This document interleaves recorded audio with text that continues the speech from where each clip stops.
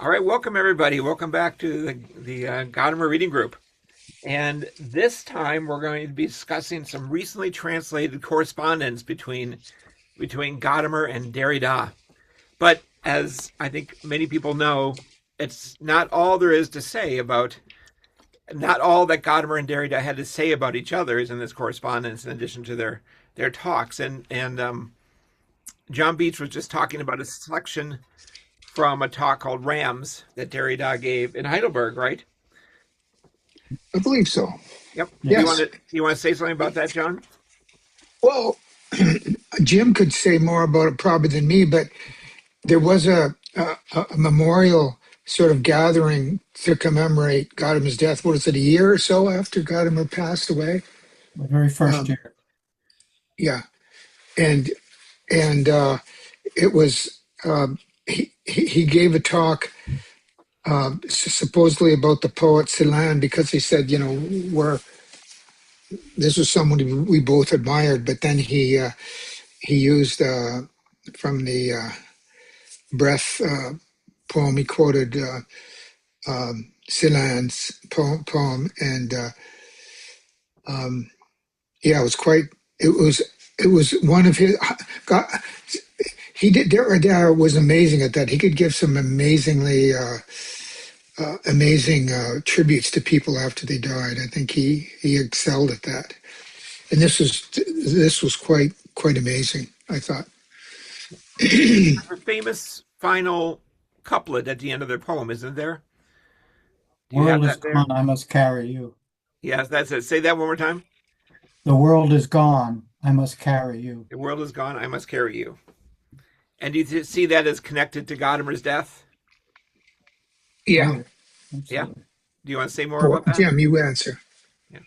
No, well, see from even the correspondence that Antoine was involved in and did, you can see Derrida in later years, he was uh, quite taken by Gadamer overall. And this will probably come up when we discuss it. After the 81 thing, they say, especially the Derridians, there's no possible conversation here. You had Caputo out there, who we all know now has changed his view about things. Um, and so they're saying it's, foolish to try to make a connection here. But you see that Derrida was always, well, he was actually had a cold in 81, and he was really not familiar with Gadamer's work. He knew recurve as hermeneutics, but he really wasn't familiar with the German tradition hermeneutics. And so we can talk more about the debate if you wish. But over the intervening years, you see they had met at several conferences, and Antoine has now helped bring to light in the English language. There's a correspondence between them, and you can see in the later you get after 75, you get into the 80s, and then certainly into the turn of the century. There's almost a warm, you can feel the warm feeling between the two of them. And the Rams, which is to connect the two by virtue of both thinkers had worked on Celan, and that's a very moving piece. Our friend Denny has written on that. He carries that line all the time. But I want to say, to leave out of the conversation, I should have noted this early on. Gadamer's own last essay from, I think, 94, Hermeneutics Tracking the Trace, also makes a strong connection about his relation to deconstruction. So it works both ways. Very late, they saw not obviously the differences remain. Hermeneutics and deconstruction are not the same, and yet as they move through it, there's a greater sense of what could unite them in thinking certain issues. Yeah. Yeah. Thanks, Jim. Yeah. If someone wanted to do work on Gadamer and Derrida explicitly, you'd have to go to the 1981 talks, the Paris encounter, and then the various pieces have been written since then, right? And then in addition, now we have what Antoine has translated for us, which are these letters. Well, the letters back and forth, and then the memorial. Is that what you call it, Antoine? The memorial statement or the The Yeah, the eulogy, what was it? homage or Homage eulogy or tribute. Yeah. tribute. Okay, that Derrida wrote after Gadamer died. Did you have thoughts, Antoine, about what these pieces add? Well, so I think that many of you know far, far more than I do about Derrida, and about this encounter. I must confess that I often lack patience when it comes to Derrida. So I'm not super well positioned to make like a philosophical case, but I can tell you why I think I did this. Uh, I was teaching Gadamer, and I was teaching at the end of the class. I was teaching the Gadamer Derrida debate and the Gadamer Habermas debate to my students, and I revisited the text of the English book, the Hermeneutics and Deconstruction, and I thought this is a very heavily that seems to me a very heavily Derridian kind of take on the whole thing, and I knew of that correspondence. I knew it was not translated into English, but I also knew of that little tribute that I found very moving and very beautiful. The thing he wrote in 2002 when Gadamer passed away. And so I just translated that thing for my students, say, look, it's not as though he's that anti Gadamer at all. Things are probably much more complicated. That was the sole purpose of that initial translation. Then I decided to do the whole correspondence, not because I think that it's like super illuminating in terms of philosophical content. I think the most philosophical letter is also the most significant one for a more biographical reason, which is the letter number 6. Okay. To me, what happens there, as far as I understand, is that we're like 3 4 years after the Paris encounter, Mhm. and and Gadamer takes the effort to rekindle the dialogue that kind of failed in Paris, and he does that by writing a letter to Derrida in French with a not too bad French, but a kind of a shaky French, and he really goes out of his way. And then there's a philosophical generosity there too. Um, And I think the fact that he did this in French Mhm. really moved Derrida, and not just moved him like stirred his pathos, although he mentions pathos several letters after. But uh, I think he sees there Gadamer's Doric harmony of logos and ergon, the uh, the real intention to live out the thought of the goodwill at the basis of any possible philosophical conversation or dialogue, and the idea that um, it's like almost irrefutable now that there is such a thing as a goodwill, and Gadamer really embodied it. And I think that this is why, in his response, he says, um, this may reveal that you were right after all." Am I misremembering? Uh,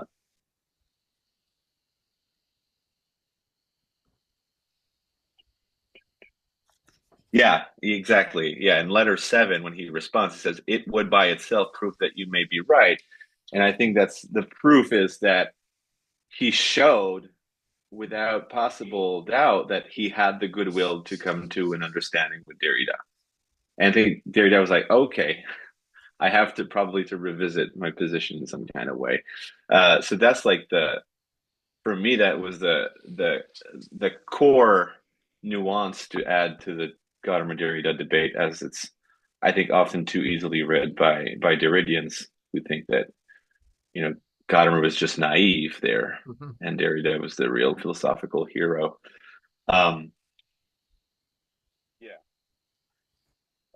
but that's not really an answer to your question as much as it's the reason why I think it was interesting to make this public in the Anglophone milieus. Um, but I do think that then if you take those letters and then read them back into like the interpretation of Nietzsche and so forth, and their conversation about Heidegger's always in the background, of course, and um, might be something. But I reread it today and I was like, it's an interesting choice. I'm not sure it's as philosophical as I would hope it to be or something. Sure. No, that's good. I mean, I think I mean, I'm sure we're going to get into talking about the issues of the 1981 encounter and then the way they come up again in the various places. But certainly, I mean, the second sentence, Gadamer says, I think it is from a great distance and with improved goodwill that I have done this. Right immediately at the start, he's dropping one of the sort of the key Yeah. complicated topics that was on the table in 1981, and suggests that he now has improved goodwill. Right. So I think, I mean, already he is pointing back to here are the essential issues that are still that were there between us in 81 that I'm still thinking about.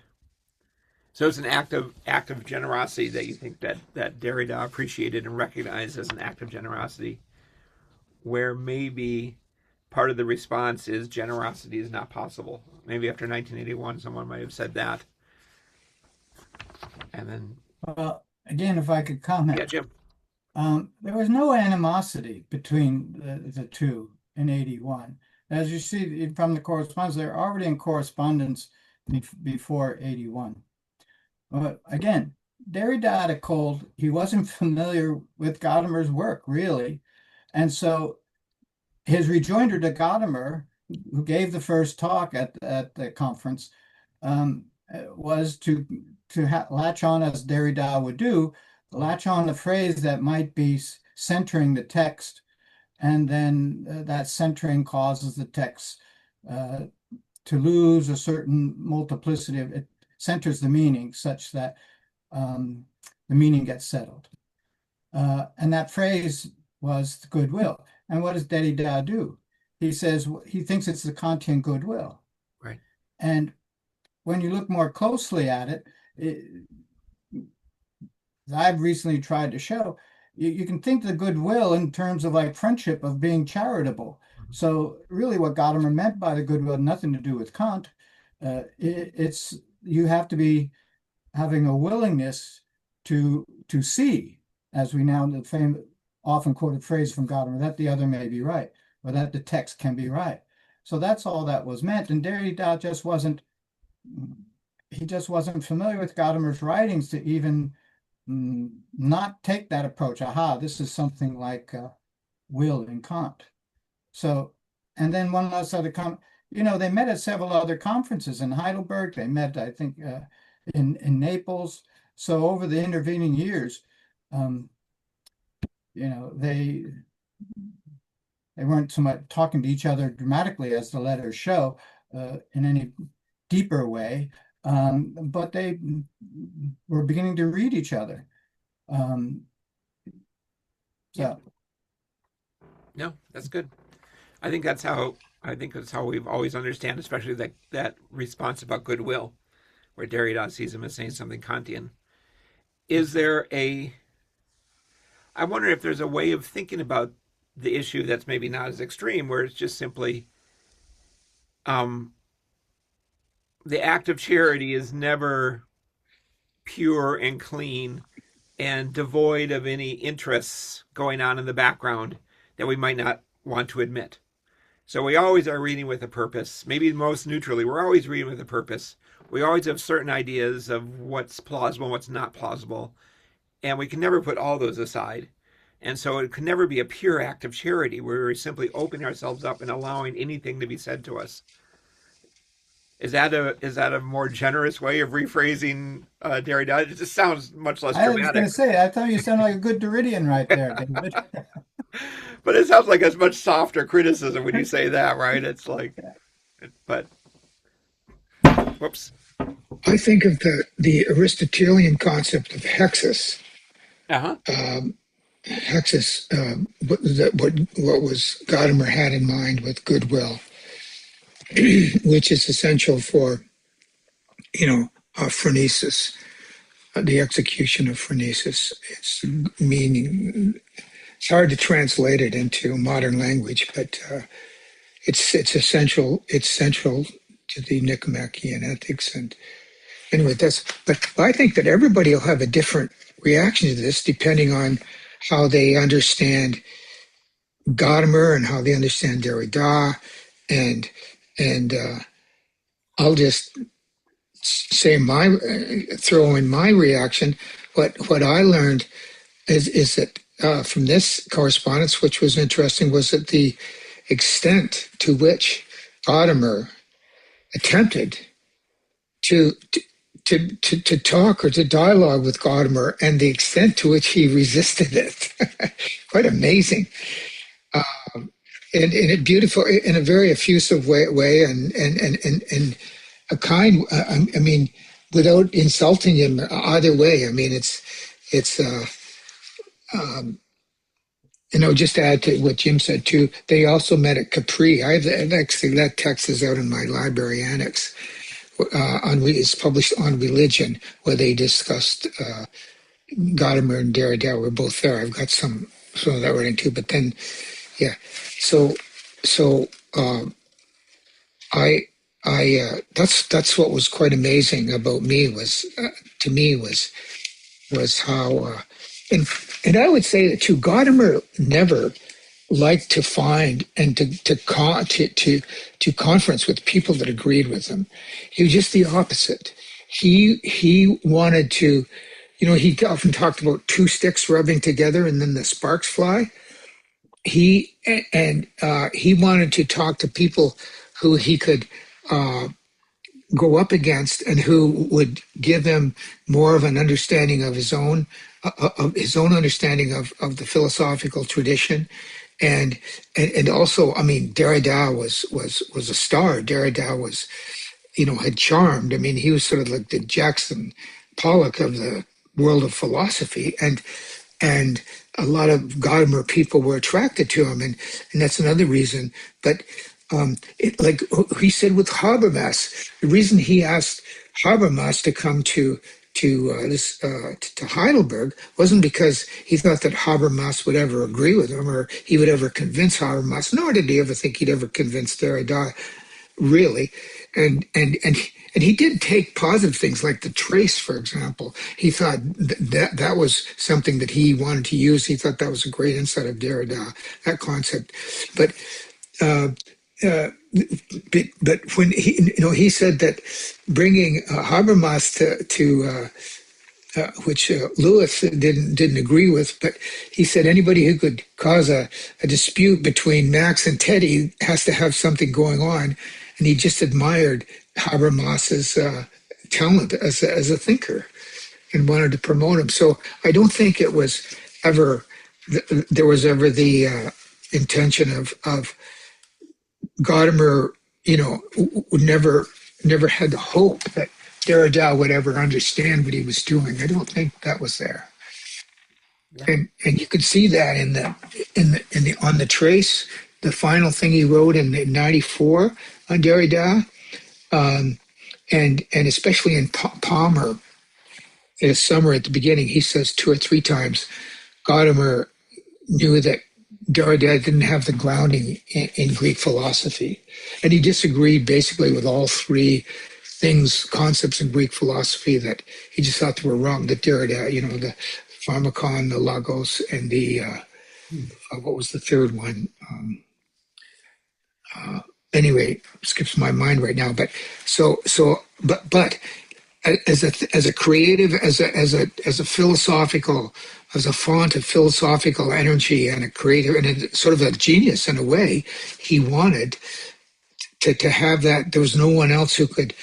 I mean, he hungered to really dialogue and really sort of dialogue with Derrida. Yeah, thanks, John. You can really see that in the tone of the letters, can't you? Yeah, yeah. Yeah, Eric. Thanks. This goes back to a little bit earlier about their kind of cordiality with one another. I thought that I had, and I can't find the source anymore, but I thought I had read that Derrida sent signed copies of every book that he published to Gadamer. Had anybody else heard that or can I confirm don't know that? if it's true. I don't know if it's true, but I could believe it. He sent a signed copy of every book he wrote to John Salas. So Okay. I could very well imagine that Derrida would do that. But Okay. just to add, it you see it in Antoine as because of the letter, we have it verified. When he turned 100, Derrida couldn't come to this big fete that they're having in Heidelberg, but he called him from Cairo. So that's another indication that he did. There was something of a real respect for each other.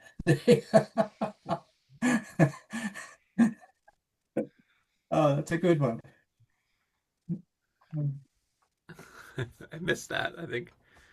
Oh, yeah. Good. Eric, does that help? We don't, I mean, it doesn't seem unlikely. I mean, if you went to Yeah, the yeah, archives, I imagine you'd find them.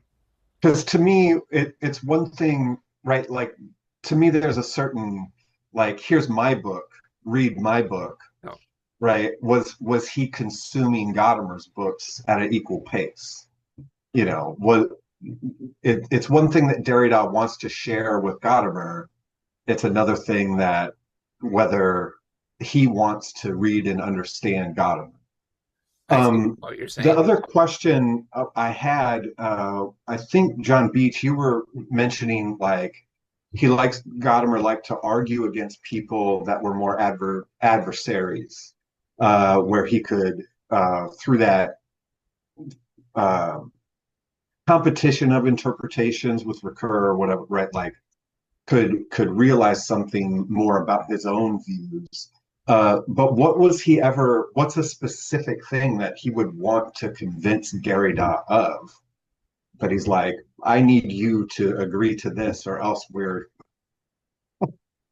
right. Like I you need to become anti-Zionist or else. yeah, I don't know. Well, you can see that. I mean, there's constant references to Greek thought. I mean, if you read about the trace, like in the 94 one in the Gadamer Reader, but I was just going to comment.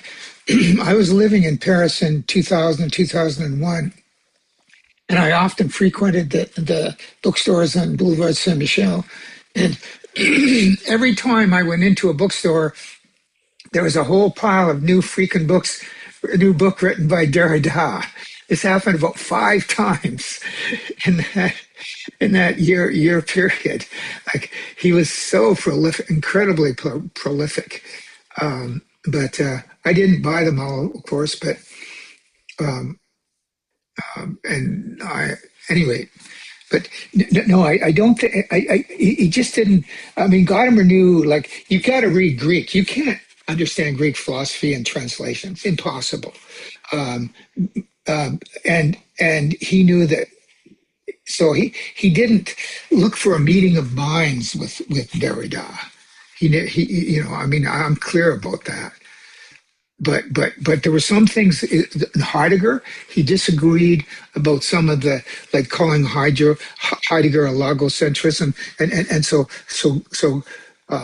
Gadamer would put that in his own language, like explain, well, this is what logocentrism is, and he would use the term, and this is what it really means, and so on, and so you could see he really he did read Derrida very closely, a lot of stuff, especially the stuff pertaining to Greek philosophy, and the Cora and so on, just wrong, just flat out wrong, basically. It's quite clear in that final article that it's quite far off the interpretation that Gadamer has of what Plato means by Cora. Mhm. Yeah, good. Yes, Antoine, are you muted, Antoine? Sorry, Yep.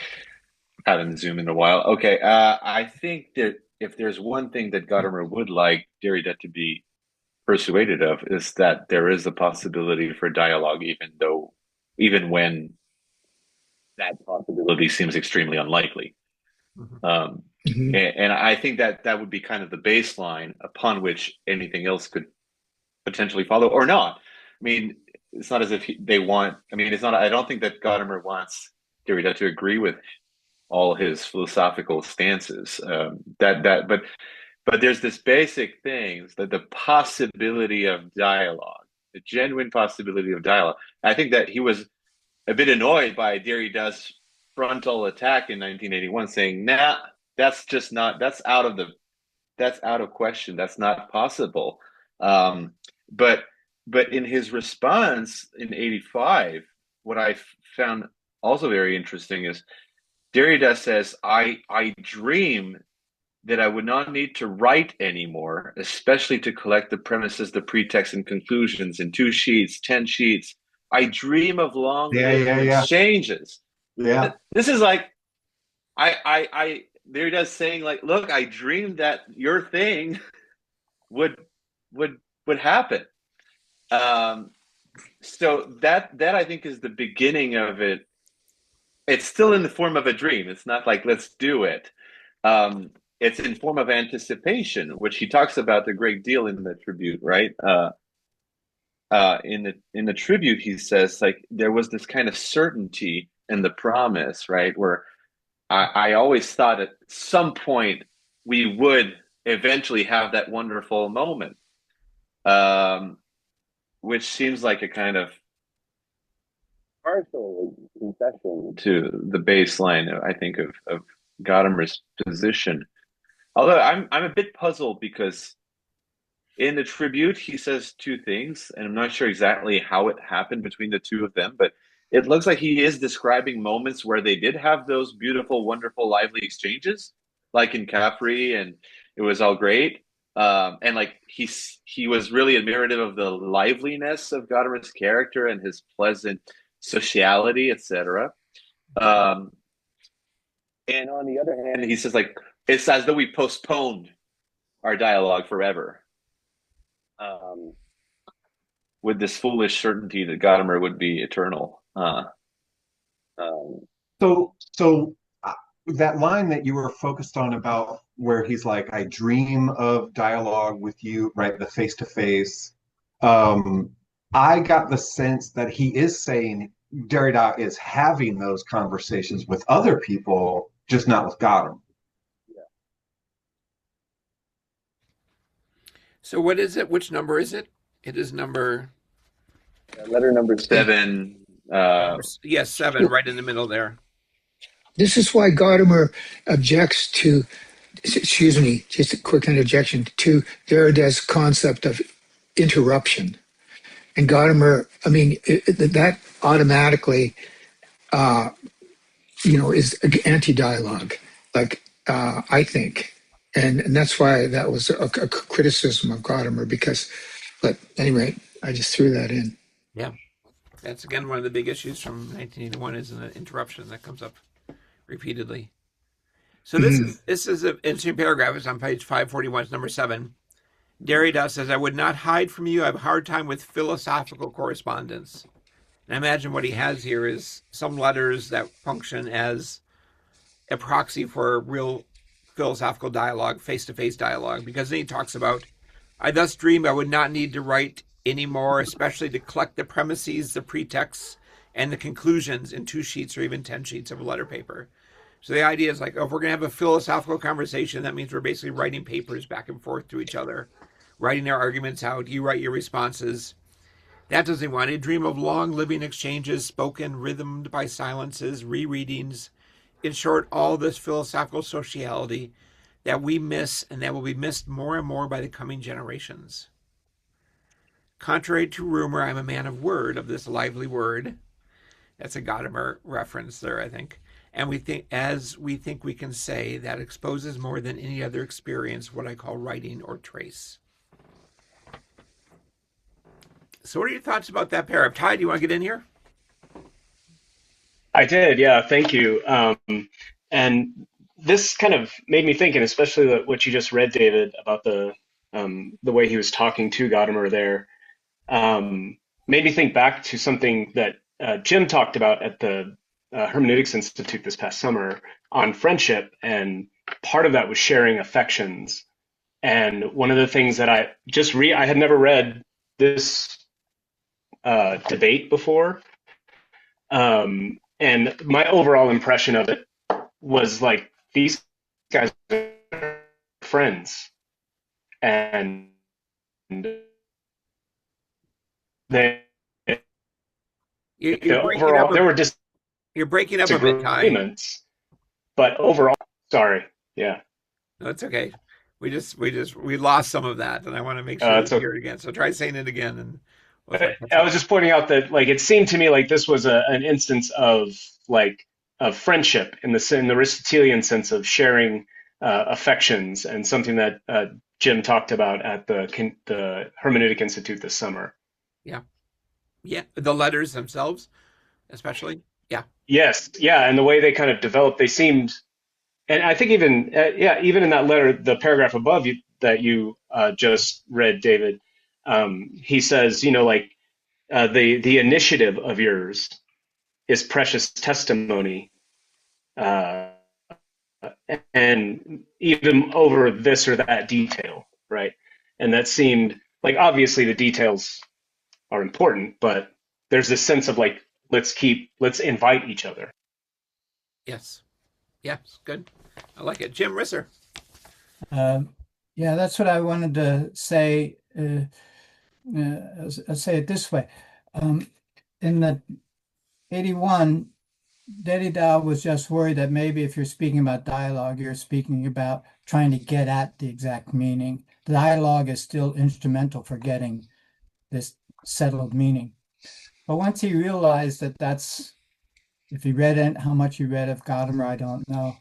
Um, but once you realize that dialogue is open ending, that is tied, even Gadamer will refer to that French phrase, voir dire, the wanting to say, so that there's this indeterminacy written into the very structure of conversation. Um, I thought that was a meeting point between the two, and and Hmm. that's how I start to interpret that part of the Hmm. letter. Derrida is all in favor of dialogue. He just doesn't want a dialogue that simply wants to say, okay, now we understand, period. You know, it's about the ongoing dialogue. And that's in effect that last line of the Celan from the Rams lecture, the world is gone, I must carry you. In a way, I'm going to now be in a dialogue in some way because I'm carrying you in me. So Derrida believed in dialogue, but you have to qualify these things whenever, and that's why Derrida would always get pissed off at people because they'd want to make him always say, "You mean exactly this." And Derrida was always for this free, open movement about possibilities of meaning. That when we look closely at Gadamer and the whole framework of his philosophical hermeneutics, it's open to these possibilities. Yeah, great. Thanks, John Arthos. Yeah, that's been all very helpful. Let me, you can lower my hand. Yeah. And that all sounds exactly right. But the one, because I was going back to read the original texts, and the one passage where Gadamer seems to push against that, so this I wanted to ask, because I've always wanted to ask about this, is, and I'm not sure if this is part of the original speech, because he added 13 pages Yeah. to the, so I don't know. But anyway, here's what he says. It seems to go beyond that. Just to be clear, John, yeah, could you say what you're this going is to from read text and from? interpretation, right, John? Okay. Interpretation is on page 41. There are two sentences in particular. One is, or two sentences here. The interpreter steps in and speaks only when the text is not able to do what's supposed to do, namely be heard and understood on its own. The interpreter has no other function than to disappear completely into the achievement of full harmony and understanding. Verständigung. And then later in the same paragraph, he says, um, and he's trying to explain the fusion of horizons. He says, disappearance into, rather, it is an entering into communication in such a way that the tension between the horizon of the text and the horizon of the reader is dissolved. So, I mean, that does seem to go beyond. But help me here. Maybe that's just a way of speaking, or how I've always been puzzled by how far he goes there. towards complete understanding. Right. Yeah, Jim. Yeah. John, that was the last paper road I sent you addresses. Sorry, that's just between me and John. No, I love what you just asked about there, because I think when you have that moment of dissolution, that is simply an act of understanding. I mean, you only understand when you have that completion of the process of mediation. And it's like when we say, oh, that's what it is, as Gadamer would often say, oh, that's right. That's the dissolution you're speaking about. But as we know, there's never that complete understanding whenever we read a text. Gadamer says we never say everything that we're able to say, or there's always that wanting to say that remains outstanding, even if it's historical, so that we ask the question in a different way because of our own situation. So I see that that's what is about being dissolved. That's an essential component of hermeneutic understanding. If there's not that, then what are we doing? We're just reframing positions in our own terms, and we don't see what the text is trying to say. But that doesn't preclude, I'm just repeating myself now, that doesn't preclude the fact that interpretation is always ongoing. Hmm. So is it important to have that experience like, now I got it. Now I see it. Although, and then to qualify and say, well, maybe this is not the final word, though. Do you always have to have the first one? I mean, the second one should always be there, right? We should always say, yeah, this is not going to be the final word. We haven't settled things once and for all. But if you take that seriously, doesn't that diminish? So you're not likely to say, it's all clear now. The differences have been dissolved. Is that sort of what you're getting at, John Arthos? By saying it sounds Yeah, a little, if we take seriously that we know every interpretation is going to be superseded, it's only a matter of time. There's always more to learn and to yeah, say and to get clear on. yeah. I'm just and I think Fred in his sort of letter or his response to Gadamer, I think in their correspondence, he sort of says the same sort of that sometimes Gadamer seems to at least express um, a kind of perfection of understanding. So, I mean, I guess, Jim, the way that I could understand that in a more practical sense is that, of course, that happens, right? It happens all the time. Because I mean, those phrases are very meaningful. Oh, now I get what you're saying, right? So in these moments, right, people can come to an understanding. But when you talk about an eminent text, especially, right, or a classic text, there's never going to be complete understanding. He says the same thing when he's reading Celan. He says, "I understood him completely," right? And so it's almost there as though he's almost baiting Derrida, right? Because that would be the very opposite of what Derrida would ever say. Let me just say that, just so everyone can follow the references. The letter to Fred you're talking about is the letter to Dahlmeyer, which is included in Yeah, the Dialogue and Deconstruction book. There's an yeah, exchange between Gadamer and Dahlmeyer about the encounter, just so in case people want to look up the references and know what you're referring to. yeah. But okay, John Beach. Yeah, this is a very slippery issue we're discussing, and it's complicated because.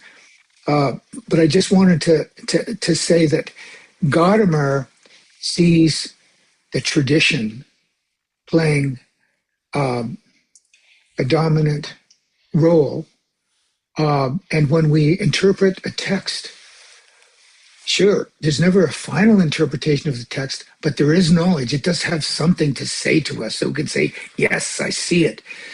That's not going to be the end of it, but we have to realize that we have to distinguish between interpreting a text and dialogue between two people, but the texts always have to be present.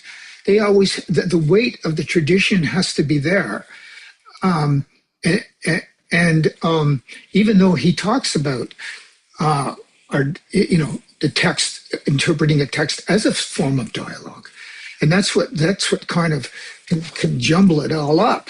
But the thing is, the authority and the weight that Gadamer gives to the tradition was not that. There was nothing like it, or sort of resembling that in Derrida, for example. And so that's something that I think we have to. I don't know how to. There's no clean way to sort that out, but I think that's a context issue. Okay, good point, John. Yeah, Jim. I love that. I can't find the exact reference, but I know he said it. Derrida at one place says, "I believe in tradition." Now, he may not mean it to, I'm not sure what he exactly meant by that because he doesn't elaborate it, but Derrida is known to make those kinds of pronouncements. But again, I think sometimes we oversimplify Derrida. So to get back to John, I'm not sure what you still would like to argue for or against, but I want to add this to the conversation. I love that essay, Hermeneutics Tracking the Trace, because that's where Gadamer says, what I mean by Wirkungsgeschichte Bewusstsein is something like what Derrida means by difference. When I said that to my friend John Sass, he didn't believe me. And to a number of Gadamerians, I've said that, quote, and they don't believe Gadamer actually said that. But so he says that in 94. And I think that's a profound point of connection that we started out with Antoine about maybe what is this connection really between Derrida and Gadamer. And I think we can't ignore that statement if we want to have something insightful about the two thinkers. So Jim, Oh, I agree with that. I agree with that. It's just weight. I'm talking about weight. It's a nuanced thing. It's like it's Gadamer. I think Gadamer was part of the tradition and has affected the tradition in a way that Derrida has not quite really to that extent. I mean, that's the way I think that things. I mean, Derrida was brilliant and no question about it. You know, I'm going to Eric, and then we'll get back to you, John Arthos. Yeah, Eric. Oh, I was gonna riff off of John a little bit more too. I mean John Arthos with the completely because in that letter to Fred, he just says what does understanding have to do with metaphysics? Because Derrida's fundamental accusation is just Gadamer, you're metaphysical. Heidegger is, and Gadamer, you're like Heidegger. Yeah. Yeah. And so when John, you were talking about complete understanding, I'm hearing Gadamer say complete as an emphatic thing, not a metaphysical thing, in the sense of, and I put it in the chat, in the sense of Aristotle's concept of complete friendship with the character friends. And it's complete relative to the other two incomplete forms of friendship. It's not complete as in finished or something like that. And I wonder if that is one way to approach the question of completeness that you were bringing up. yeah. And I found a passage in Gadamer's letter back to Fred Dahlmeyer where he defends himself in a way that I've heard him do before. I'll just read the couple sentences. And he was talking about Kant's use of the word transcendental versus transcended, that Kant himself sort of confuses the term sometime. And so here's what Gadamer says. Obviously, he often used the word, the one to mean the other, just like anybody else at the time. Much the same applies in Greek with regard to the concept of phronesis. Its Aristotelian conceptual sharpening stands in opposition to the general free usage of the word. And then Gadamer says in the next paragraph, and I believe one ought to grant me the same privilege. So, I mean, that makes a lot of sense to me. He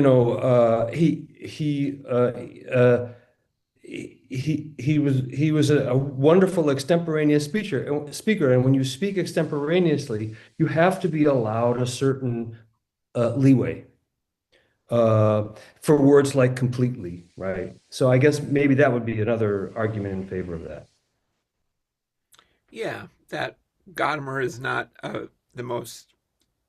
is not purely precise writer, and they both would say the same thing about language. There is no expression which purely nails down the meaning once and for all. Something like this, right? And so yeah, so completely doesn't mean. But if we can do that with completely, if we can do that with phronesis, if we can do that with transcendental, why can't we do that with understanding as well, or metaphysics as well, or essence as well? We can. Yeah, no, I agree, and I think Gadamer does. Yeah. But I think there are some Derridians that become compulsively trigger happy about, oh, you're an essentialist, you're a metaphysician, And some Heideggerians too.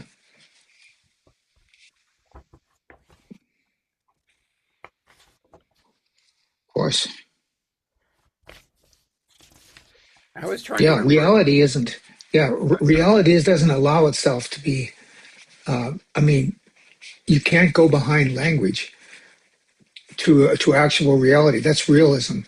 I mean, that's a joke as far as Gadamer would think, or these people. But yet saying language that is you never. get called the anti-realist, and yet pointing that out, Yeah. you get called the anti-realist. But I mean, that's what we are today. That's how we deal with reality today. We think, science has told us that's what's happening, and we've got to get hip to it. We got to take that into account. And yeah, look at Dostal's book on Gadamer. Criticized him for not getting his realism together. Let's look at one of the themes from following up on this from 1981 that Derrida picked up on is this idea of metaphysics, that Heidegger is a kind of metaphysician in his interpretation of Nietzsche as a kind of metaphysician, right? Derrida is going to say Heidegger is a metaphysician as well, in the sense that he thinks behind the scenes there is the clue that can make sense of everything. Sort of the spirit of metaphysics is beyond the visible is what's really true and real, and that's what explains everything, the deeper universal truth. And in the sense that Heidegger is interpreting Nietzsche as having these metaphysical principles that are going on behind the eternal return, the will to power, that explain everything else. He's saying Heidegger shares this metaphysical impulse to try to look for the deep explanation, that a deep fact that explains everything, right? That's what I serve. That's a very brief sort of gloss on what I think Derrida was arguing then. So I'm curious when Gadamer brings it up again then in number 6, letter number 6, the very first letter says, hey, maybe we can continue the conversation, how that might get developed and talked about. Is that, yes, Jim? David, you're really right on today. You must have had a good breakfast. I think that's why I think you're right. The metaphysical impulse, you stated it quite well. And I actually agree with that. I think Heidegger does have that metaphysical impulse, no matter how much he wants to write about the end of metaphysics. And I do think he treats Nietzsche through the question of metaphysics. That's clear compared to what Derrida himself would do. And why Gadamer, I think, objects, if I'm following your thought here. Remember, you're all familiar with this, so you read Gadamer. He says there is no language of metaphysics, and that's his own critique of Heidegger in a way. Heidegger is too much about the metaphysics, or saying the language of metaphysics that Heidegger, that his dissection, Heidegger's dissection, his deconstruction of languages dealing with metaphysical concepts. But that never bothered Gadamer. So if I hope I was following you there. And one last comment, I hope I'm not changing subject. In these essays that Gadamer wrote following, the very interesting 85 and 87 or what, one of them was at a conference Ernst Baylor. He was a good friend of Gadamer's, had. And you see Gadamer trying to push that question about, I'm paraphrasing it now in my own way, certainly, as if I'm Gadamer here. I'm not against logos, but I'm certainly don't accuse me of logocentrism. And so the metaphysical question is a question of logocentrism. And you see him just saying, please, please, please don't accuse me of logocentrism, because that's the metaphysical impulse of basically solidifying you're after some master narrative or master word or master concept that then is used to account for everything else. And that's the Derridian move. That's deconstruction. We don't want any master words. If there is one, there is only one master word for Derrida, and that's justice. Because he said that's the only thing that you can't deconstruct. Yeah. Yeah. But that's too much about Derrida. I like what you were saying, though, about the question of metaphysics. I wanted to actually look at the letter to see what he says there, and how Gadamer 4 years later or 3 years later returns to the discussion. But Eric, did you want to say something first?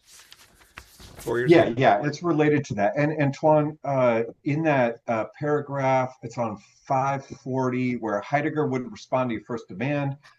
This is why this is exciting and dilettante. And there's a question mark in parentheses. That's yours, right? Sorry, it's muted. I'm pretty sure it's in the letter. That Gadamer himself put the quotation marks and the question mark there? Yeah, absolutely. I just checked into French. It's a very weird letter because of the shaky French. He's not quite sure about the use of the word, and then he puts just the question mark next to it. But this word is supposed to be like accusatory toward like Nietzsche's and Heidegger's like metaphysical tendency. Yeah, like it's a name calling thing to say you're this sort of thinker that secretly sneaks metaphysics through the back door. Yeah. Is that you use that word in English as well, right? Dilettante. Yeah. Kind of superficiality, kind of wrapped in amusement, not taking things seriously. He is saying that this is part of Nietzsche's style. And Heidegger reconstructs Nietzsche in a way that kind of does away with that important aspect of it, I think. And a metaphysical reconstruction of Nietzsche that dispenses with that dilettante character, which I think Gadamer and Derrida think is quite essential to the Nietzschean project, as far as I understand. So it's not a diminutive term; it's an honorific. Well, I think usually it's accusatory, but I think here it's like Nietzsche would be right to be a dilettante. It's kind of maps well with the idea of undoing metaphysics, or the metaphysical tradition, or something like that. Yeah. Go ahead, John Beach, and then let's look more carefully at this page. Real quick here. On the dilettante thing, Gadamer, I heard him several times call Nietzsche a dilettante, and I think somewhere in writing he said it in an interview or something, because Nietzsche never read Kant. He never read the original texts. He just read this one guy that did a summary of Kant, and this is what he meant. He was a dilettante when it came to the philosophical tradition. I just have to insert here on page 100, the passage I just read to you from Gadamer in his letter to Fred Dahlmeyer. He says, today I would venture to say that in this case, Kant himself was a philosophical dilettante. Mm-hmm. And that was because of his the way he treated the tradition? I think he means it in a non-pejorative way as amateur in the best sense. Mm, But Kant? amateur. Yeah, I see that, Yeah, John. Jim I Risser. see it in the sense, excuse me for interrupting. Go for it. Sorry, sorry. I want to back up John on this. Compared to how Hegel would not be a dilettante with respect to certainly the history of philosophy. And you could say for Kant, there was something, there's a big contrast there. And so I could easily see how you're taking that word and reading it the way you are from Gadamer. It makes perfect sense. Okay. So it means But I want to get clarity on this, please. Jim, can you say a bit more? So Hegel would not be a dilettante with respect to certain figures of the history of No, philosophy right. because he takes them seriously, he reads them in the original language and so forth. Is that the idea, the Well, main thrust? I'm not sure about reading in the original language, but he does take them seriously because he knows. oh, he did. Considerable attention to actually writing a history of philosophy. Maybe I'll oversimplify it. He writes a history of philosophy. Kant doesn't write a history of philosophy. So at least in that sense, for certain. And he can show how his own thought, the thought of where he sees the movement of spirit, just stay with the phenomenology here, it can be, he sees that German idealism as a position that has its roots actually in Greek thought. So Yeah. that's a better way to say it. Hegel is basically a Greek thinker also, Yeah. but Kant was not. Kant was totally a modern philosopher. Yeah. Hey, just quick interjection. Hegel definitely read Greek and read it well because he totally gave a whole new perspective on the later dialogues that had never surfaced in modernity before, and he interpreted concepts in the Greeks that had never been interpreted. Well, Kant was the first person to in the German language, was the first person to write in German. So, but yeah, I would say that yeah, I but think you maybe could say too the post-Kantian historicists were the first ones who were concerned about making history scientific, right? Actually making it a Wissenschaft, and that's you don't find that spirit in Kant. The idea that history can become a Wissenschaft, is that fair? And Hegel is certainly part of that tradition. We need a scholarly approach to history, not well, just Hegel was a logos philosopher.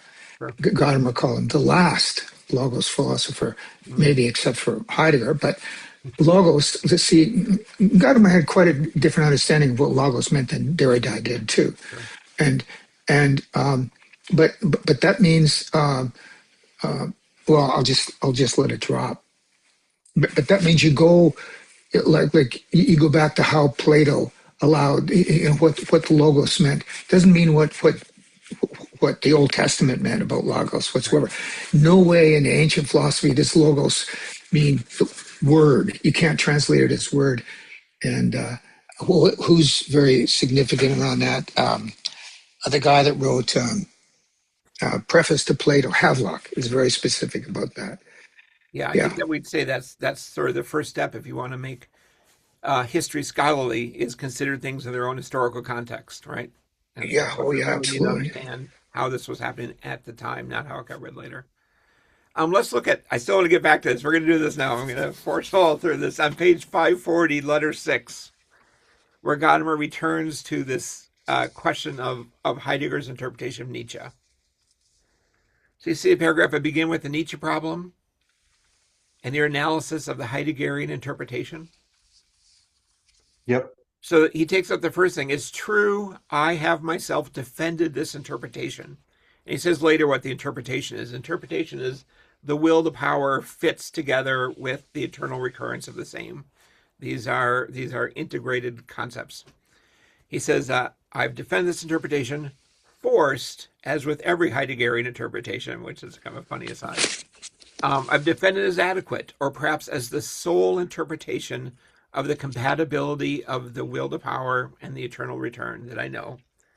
There's lots of arguments in favor of the incompatibility. So that's the first paragraph saying, yes, I'm with Heidegger on this, that these two concepts hang together, even if it's kind of a forced interpretation. But Heidegger does the best job of showing how these concepts are related. So I agree with you that the motto must be the will to power. motto, is mutilated by Heidegger because he pretends to situate Nietzsche in the context of metaphysics. So here, Gadamer is separating himself from Heidegger, right? Heidegger reads that as a metaphysical principle. I don't see it as metaphysical. I see it as connected to the eternal recurrent, but not as metaphysical. Heidegger sees it as metaphysical because he's not satisfied. This is the next sentence. He's not satisfied with this dance and this feast of experimental life. So I think that's meant to be like the spirit of deconstruction, the spirit of post-metaphysical thinking. Maybe it's the dilettanteness. Maybe it's the embracing of the amateurness. And play. Sure, play, right. That's an important word for Gadamer and Derrida, nice. But this situation is not at all an insertion of Nietzsche in metaphysics. To the contrary, Heidegger, now, yeah, what do we make of this? Heidegger characterized Nietzsche as das Unwesen, what is it, the essential opposite of metaphysics, or the undoing of metaphysics?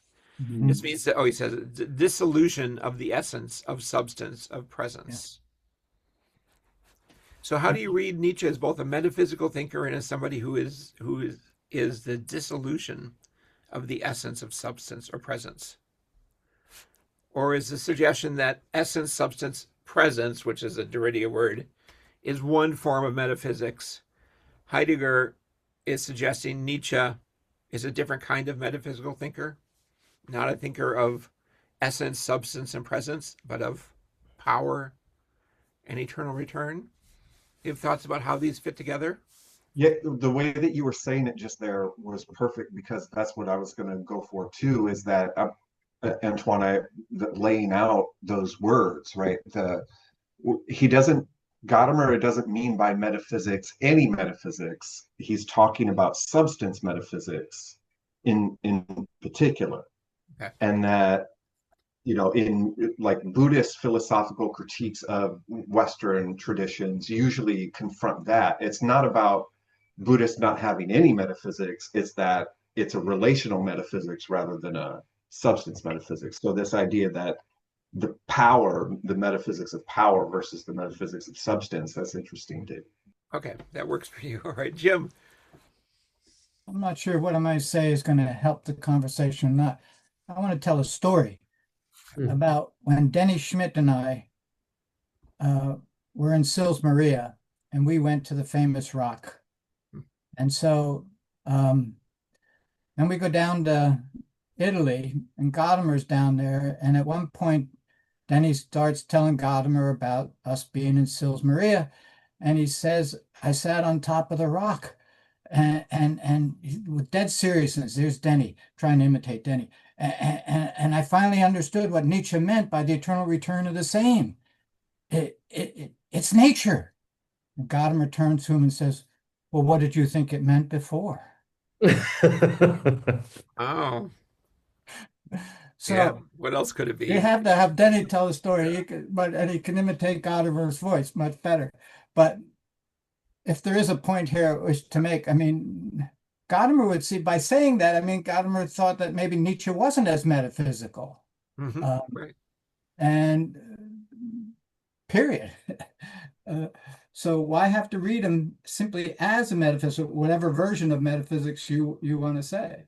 Well, that gets once more again to Gadamer's saying I'm not as radical as you people, because he's not trying to get to, and I take radicality not just about metaphysics, but this is what metaphysics is about first things. And Gadamer doesn't want to go to that issue of first things. Nietzsche, by talking about eternal return of the same will to power, he's talking about first things. Heidegger's talking about the Aragnes as the first thing. Yeah, good. Nietzsche didn't think that philosophical truth was possible. Am I right? It's my reading of Nietzsche. And I think really and depends Derrida would fit into that too. It's a big That question. really depends what you mean by philosophical truth. I mean, I don't know. I take the Heideggerian point to be something like Nietzsche being so obsessed by turning Platonism upside down that ties his philosophy necessarily with Platonism, even though he wants to kind of depart from it. There's this kind of you're stuck with it because you so deeply want to turn it over, kind of. Whereas if he was really post-metaphysical, he wouldn't care about Platonism and attacking Plato that vehemently. I think you're absolutely right. Sorry for interjecting. Heidegger is going to say Nietzsche's the last metaphysician, which means he's still a metaphysician. By posing the question of metaphysics at all, he's still a metaphysician, even if he wants to get beyond it. I think that part of the reason why, and I think that Derrida has an insight about how Heidegger kind of falls into the same trap by interpreting Nietzsche as the last metaphysician. He is also catching himself up in the same net. Heidegger's also obsessed with metaphysics in a way that ties him with that tradition very deeply.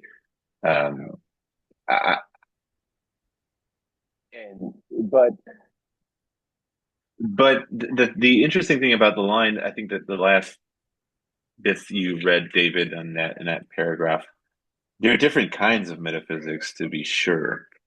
The dissolution of the essence of substance and of presence. I think that is very important. Antoine, in the translation, like the way you just read it, you said of presence, but in the original, is there no and? Like, are these all synonyms, or is it a list of different options?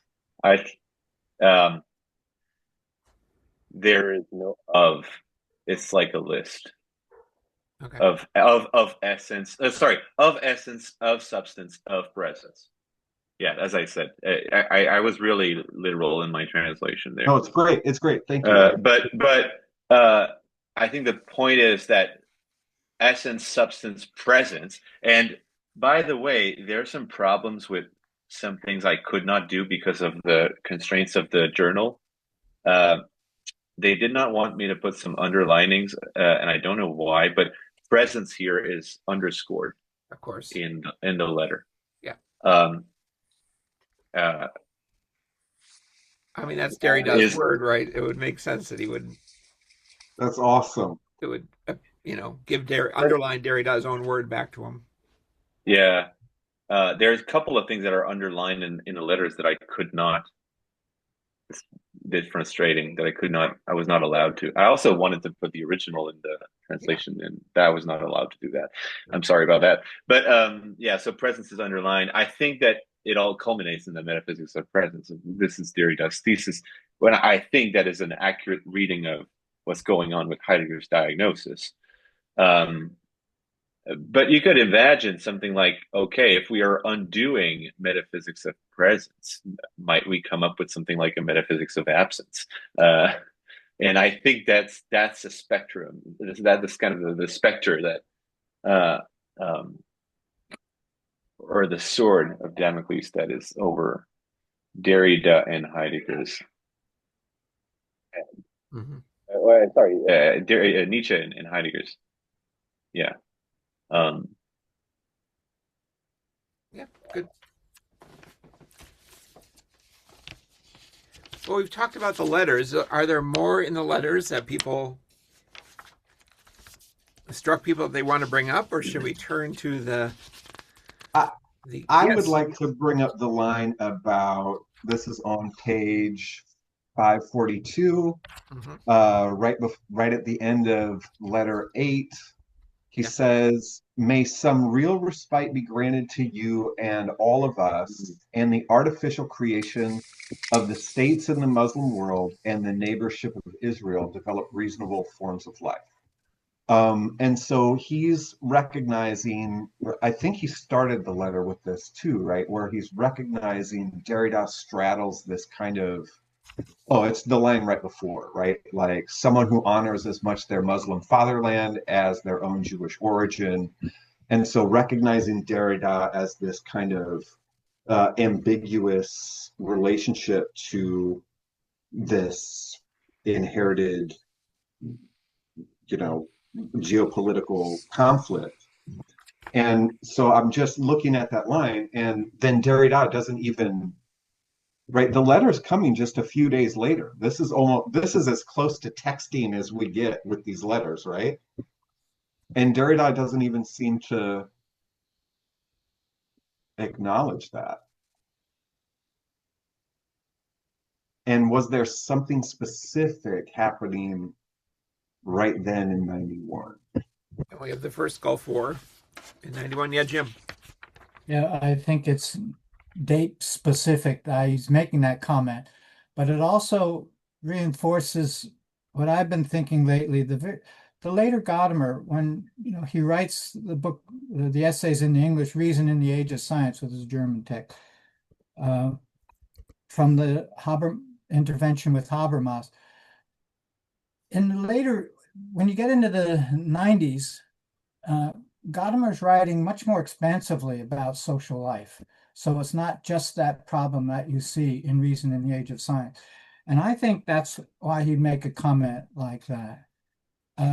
Ty, you were at my friendship. There's several passages where Gadamer talks about, the whole task of understanding our world today involves a recognition of not just a recognition, but dialogue with other cultures. And he speaks about Muslim, Chinese. So he never would have mentioned the word Muslim in 75 or when he was writing these essays. But when he gets later in life, he's much more aware of the world situation.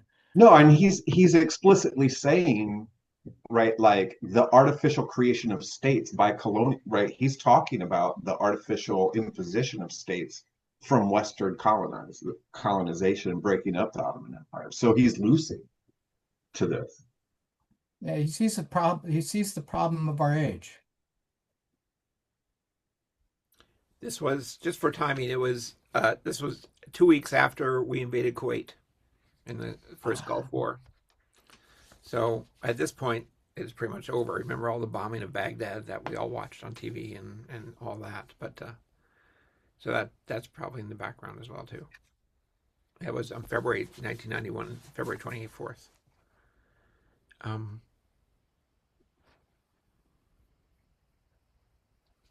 So in the footnote, Antoine, you mentioned that the exchange between, it's a footnote about 541, on the political meaning of Heidegger's thought in Heidelberg in 1988. Yeah, that's the book. Yeah, hasn't that been translated in English? I think I've seen it. Nope. Has anyone else? Yeah, I've got it. If it has, Here it is, right here. Yeah. Same Oh, cover. really? Yep. Oh. Yep. It's all So there. that's my mistake. When was it translated? Recently, 2016, published by Fordham. Completely. Well, that's my bad. I thought it wasn't published. Yeah, I wondered about that. What's the name of the thing? Is the Heidelberg Conference? It's called Heidegger, Philosophy and Politics, the Heidelberg Conference. And it's got Hans-Georg Gadamer, Philip Lecoux, Jacques Derrida, Hans-Georg Gadamer, Philip Lecoux, Labarthe. How did I miss that? I'm very sorry.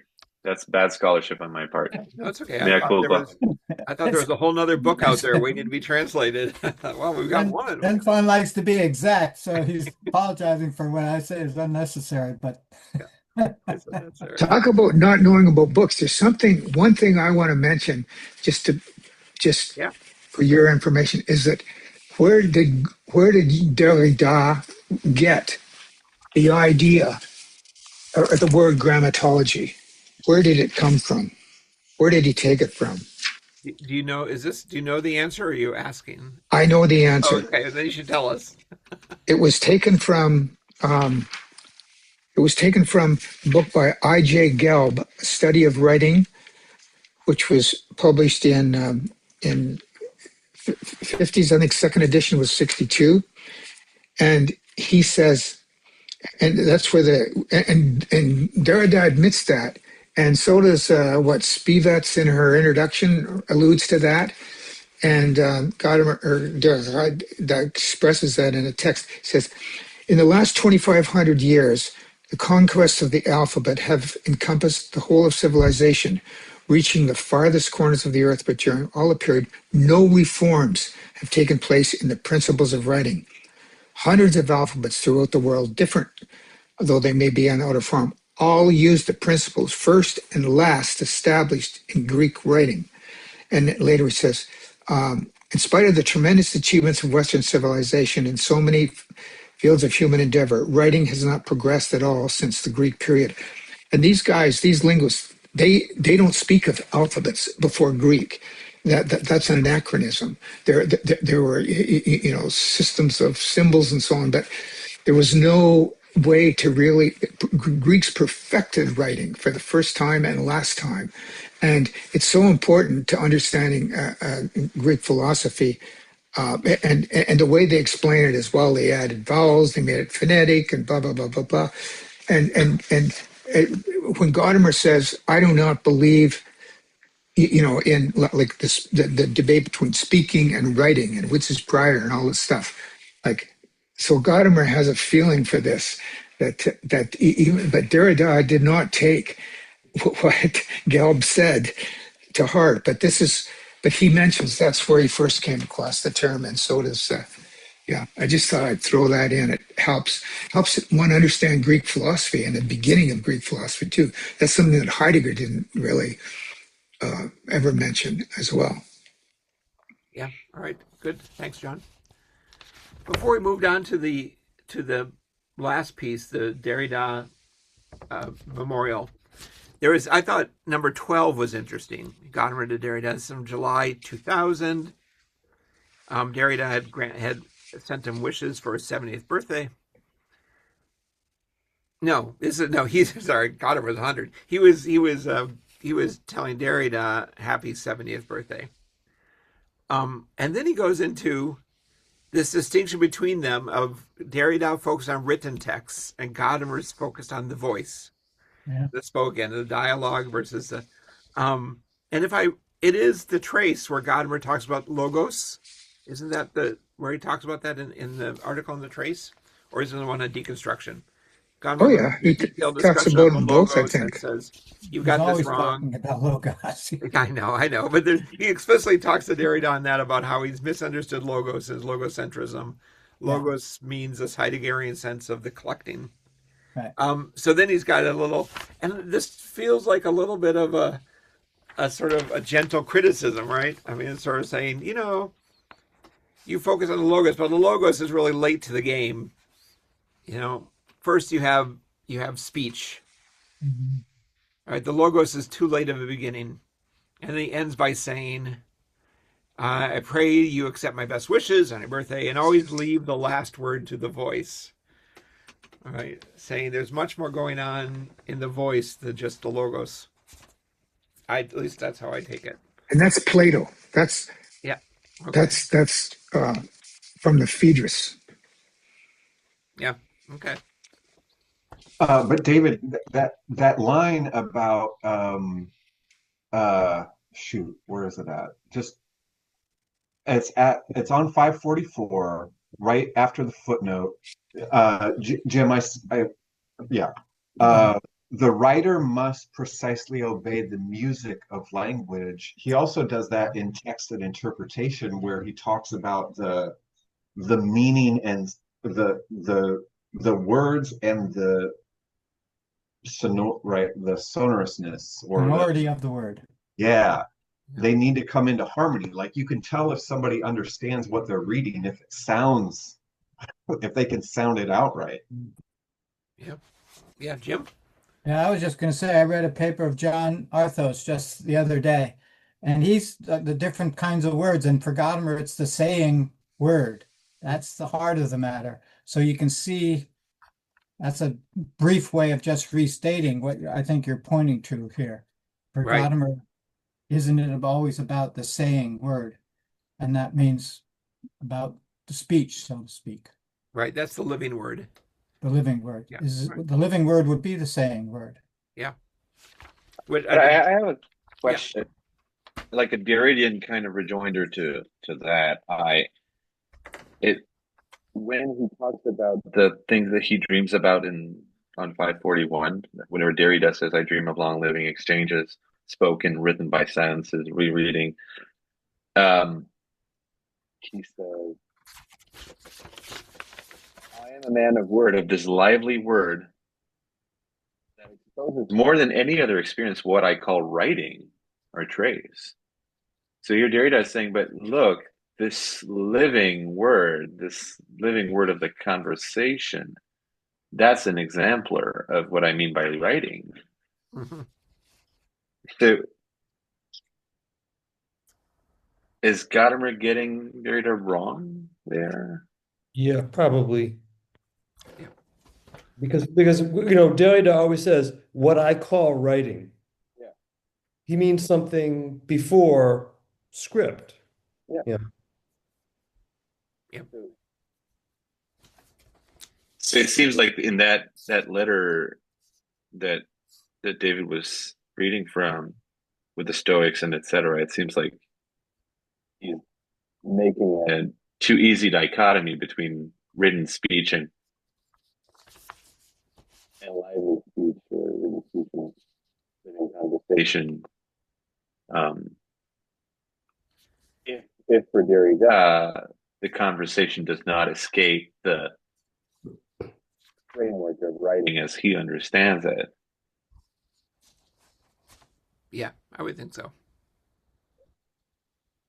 But Derrida says elsewhere that the trace is as far back as you can go. I think so, if I recall. There, the next letter, Derrida replies that the last word should be the given word. All right, so they're doing a little dance here, right, with their back and forth. He says, "I hear the bridges remain, and between us the last word, or so that between us the last word be the word. I mean, the given word." That's tricky. I think I might want to give you the French for this. You left the French in there, so I think that's why it was tricky. Just for the last bit, but Oh, the whole thing? but I think that he's playing with two words for words. Yeah. So when we say the last word in French is le dernier mot, so he says that je crois que je vous entends bien. Et en effet, les ponts demeurent pour qu'entre nous le dernier mot soit le mot vôtre. Je veux dire la parole donnée. The given word here is a different word than the word for word before. Oh, it's plural. Yeah, parole and mot.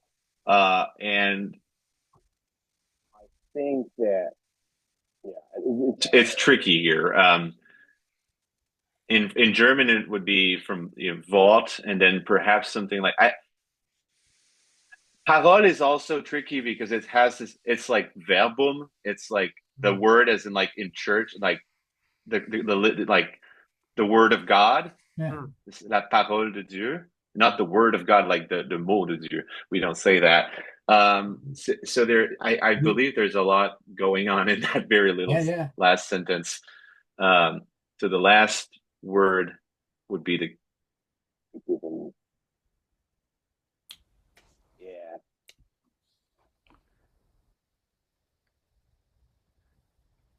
But this word parole has not been mentioned by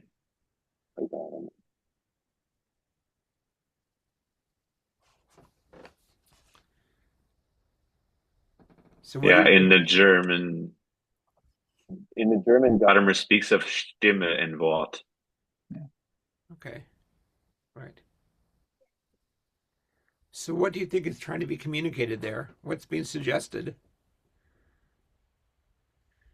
I'm not sure, but I mean, obviously, it's so the last the last line of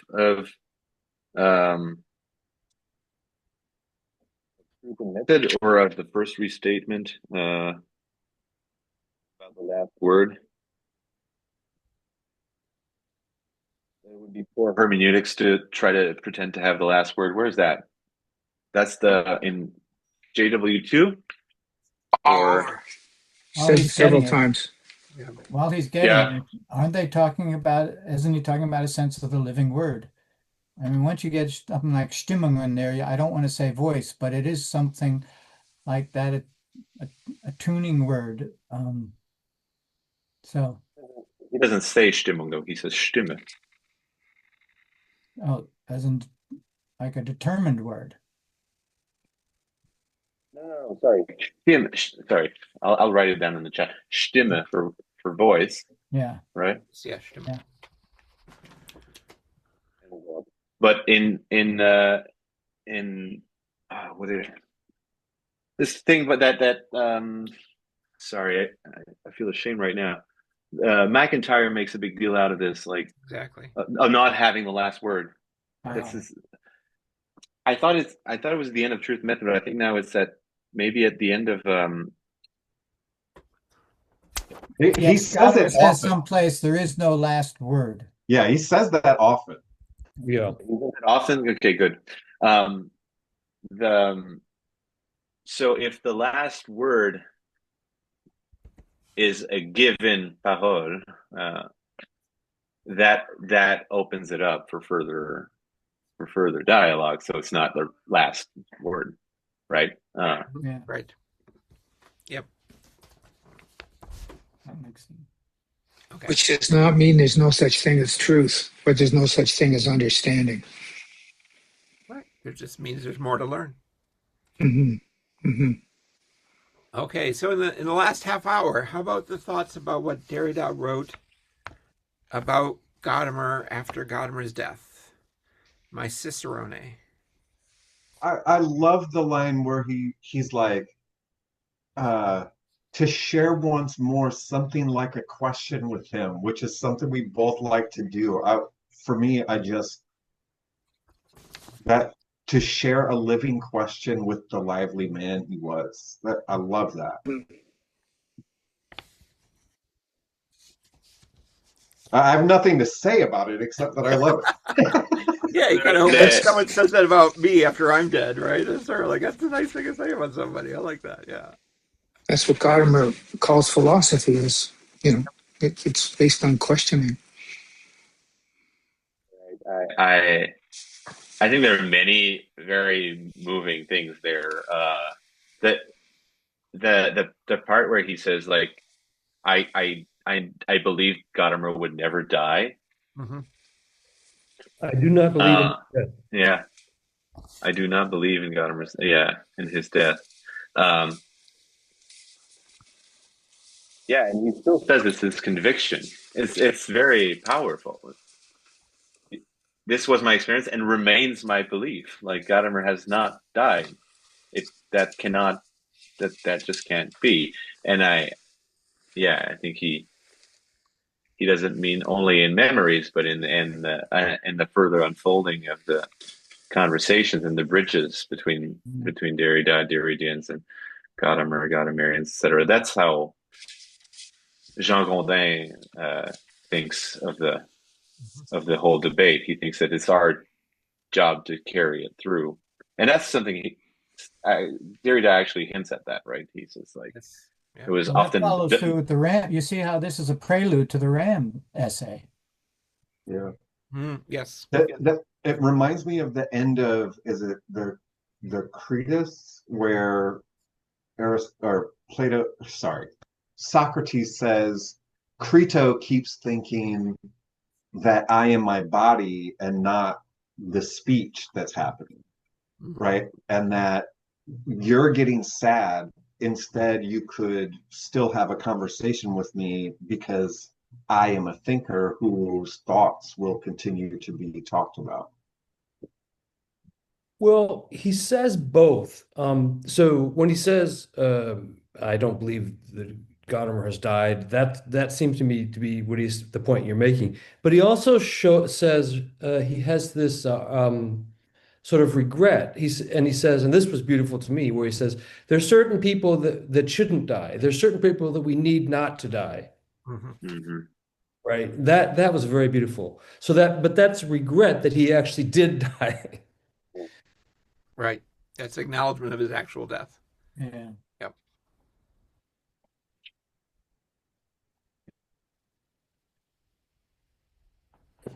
So, Jim, do you want to say more about this as an anticipation of Rams? No, I'll just repeat almost what I would repeat only what I said almost at the beginning. I saw that they began to form a closer relationship. You see the deep appreciation that Derrida shows here for Gadamer, the person. The Rams essay just explores that philosophically through a Salon poem. So in the Salon poem, then you have, and Gadamer will say this is where he first says that some poetry is untranslatable.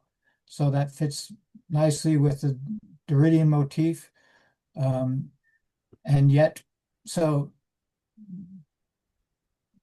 there is a dialogue. Oftentimes a dialogue is interrupted and you have all these continuing motifs that we've talked about in either pointedly or in passing over this time now.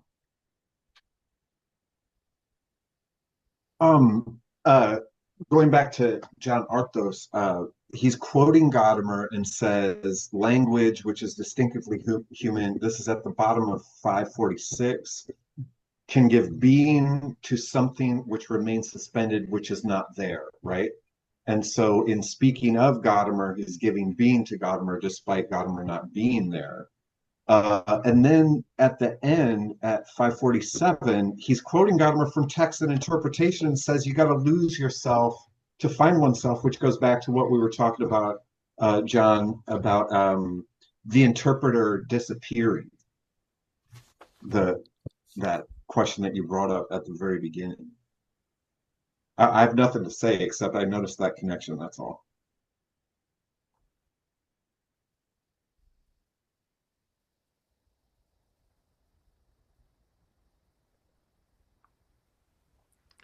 Do we know what on the bottom of 546?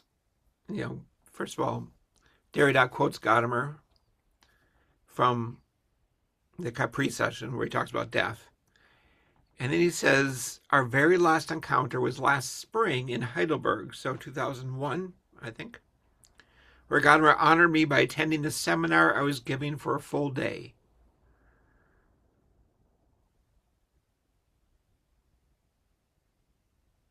I wonder do we have any idea what that's referring to? Derrida gave a seminar, I guess, in Heidelberg in 2001. Yeah. We'd have to track it down, I imagine. And Gadamer showed up.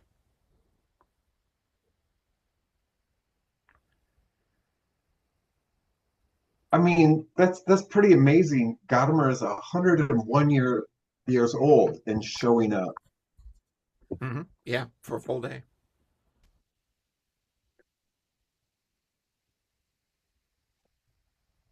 I mean, published a translation of Book 6 of the Nicomachean Ethics when he was 99. I think Gadamer could see in Derrida that, in a sense, people were more important than philosophy. I just throwing that out there. And Gadamer liked that, admired that about Derrida. Can you elaborate a little bit more on what you mean by that?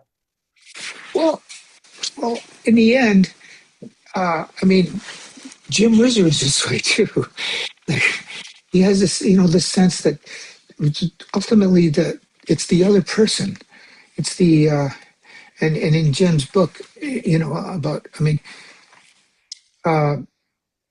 people who even like people who've reached a certain height, still, people around them tend to admire them and think that but these people may wait a minute. People are more important than the level of my art or my accomplishments. Don't ever lose sight of that. And I think, as well as justice, as Jim says, like Derrida, that was true for Derrida as well. If that makes any sense, but I have a further comment about Gadamer in his last years. I'm getting all misty-eyed here. Remember when we were in Heidelberg for one of those seminars and Gadamer said, well, we're going to have to leave early. I invited Habermas down for a lecture and I have to go to the lecture. So we all, of course, went with him at the same time.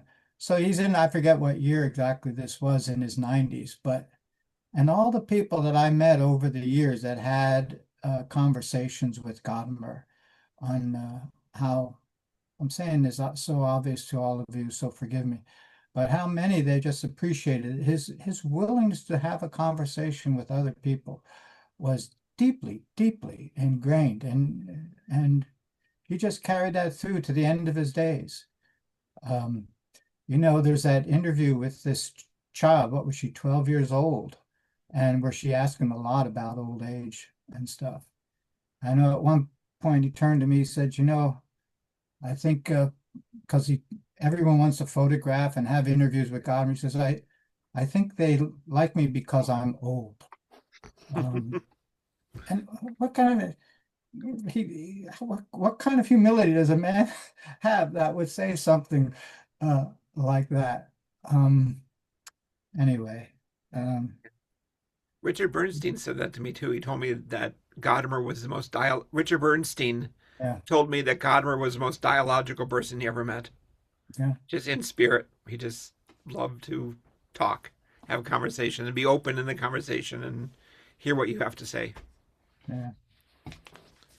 And it's great to see Derrida, affirming that in his letters, going back to the one we were talking about earlier, where it's like, I want to have that dialogue with people. That's really what I want too. I don't want to do this letter writing stuff. The many hours, I was going to say, the many hours, hundreds of hours I spent along with Gadamer and as his driver over the 3-year period. He was great. He was great to be just him and I in the car. And Dennis would have had this experience too. And that he was also very comfortable with silence too. Or if he was, he'd be thinking and he was just an amazing person to be around. And I mean, he knew that I wasn't intimidated because I wasn't going to pretend to know something I didn't know, or I was a kind of a relief from the professorial world, whatever. But yeah, no, he was an amazing. He really did believe that it all starts with dialogue and conversation. That's why he called himself a Platonist, I think. Wait, John, I thought you were a philosopher. You're a driver? Yeah, I was his chauffeur. I wasn't like Dennis Schmidt said, on the road with Gadamer. No, I was hired. Awesome. I was his PhD student. I was the only one he accepted. I know. I'm teasing. Yeah. Oh yeah. No, I'm not embarrassed. I'm not ashamed to say that. He said, okay, I'll get you the money. You got no car. No, that's awesome. You're I on. love it. Yeah. Yeah. In fact, he wanted to continue it after he had been let go from McMaster, and I decided, I'm going to have to become financially independent, so I'm not going to go back with him to Germany. I was invited and all this stuff, but I didn't, and because I knew I was going to have to. The academic world wasn't a place for me. You may notice I talk. I don't think about what other people how they're going to react to what I say. So that's just the way I am. But no, he was he was great. He was great. And yep, that's all. I just want to throw that in. What he's talking about, what he's like to be with. Thanks, John. Well, since we're musing at the end, I should also add that for Derrida, there's a misperception that was an arrogant man, and he was very polite, almost shy, to everyone. That what would irritate him is when he was interviewed and they all want to put him into a position because he didn't like that kind of gesture, and I could see he got upset a little bit with all the attention that he had. But in person, he was really quite a nice man. And It would have been a lot of pressure. Niceness, as he writes late in some of this exchanges. Gadamer, yeah, he was like, fame can be a real curse, and Derrida had that fame, that star power, that I'm sure must have been a burden for him. I love what Derrida does at the very end, where he says he called Gadamer on his 100th birthday, it's about 546, from Egypt, to wish him happy birthday. And Gadamer responded with all sorts of travel tips in English, in Egypt. All these things he should say, oh, you're in Egypt, you've got to do this and this and this. And Derrida says, whether I was able to or not, I have done all I could to follow them diligently. All right, so he's taking up these tips, and then he transfers to following Gadamer's ideas diligently.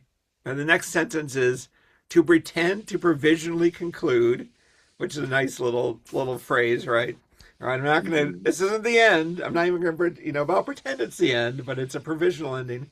I want to leave to Gadamer the last word between us, right? This phrase had shown up repeatedly in there, and follow it as diligently. The response he gave, my own responses in the encounter of 81, ended in the following way, and I endorse it by admiring its benevolence, which is goodwill, right? It's a Latin phrase of goodwill. Its smiling generosity and its lucidity, right? And sort of the dream of lucidity is to sort of make everything clear so it never has to be questioned again.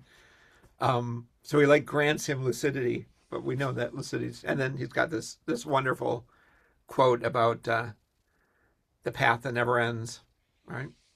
Yeah.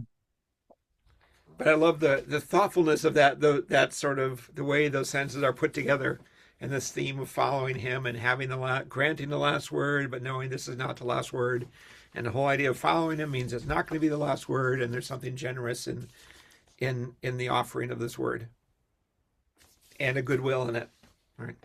That itself is very clever and generous and showing goodwill. Part of that quotation at the very end, right, when he's saying, I believe I am not very far from Derrida, when I stress that one never knows in advance what one will find oneself to be, that's kind of the context for the goodwill. That part of the benevolence or whatever is this, you can't know ahead of time where the conversation's going to end up. And if you know ahead of time, then you're not, right? This is why Jim earlier was saying Derrida responding to this kind of hostility of trying to put Derrida in a box with interviewers. That's a very different intellectual interaction because they are trying to say in advance, we know who you are, right? We know your philosophical position. You're just a postmodernist or whatever. That there's this kind of advanced dismissal, whereas Gadamer and Derrida seem to be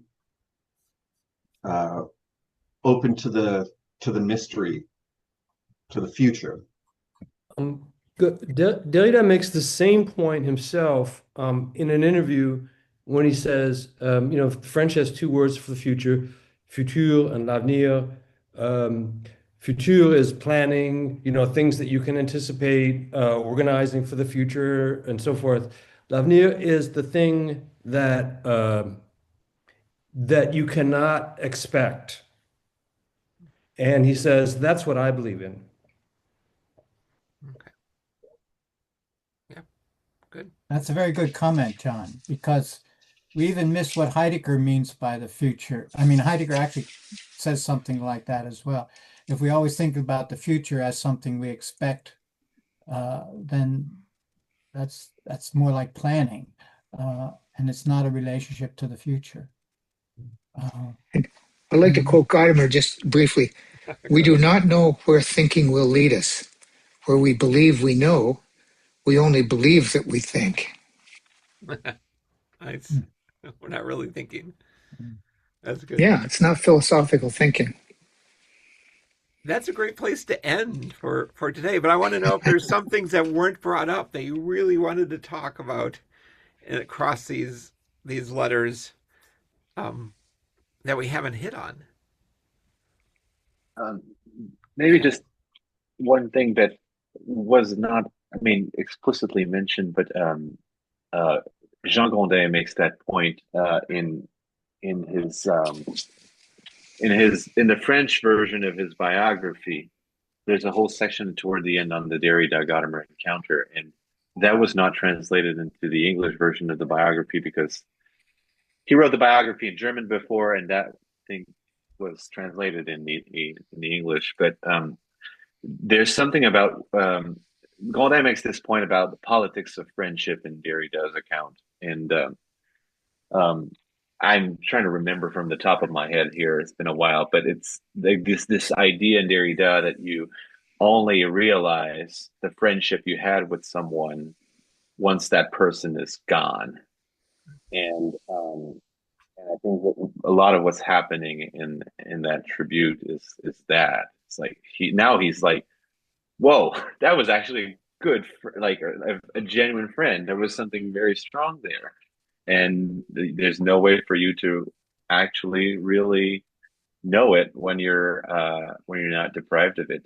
Um, so, so yeah, there's something about Derrida's own account of friendship that matches pretty well this apparent shift in tone.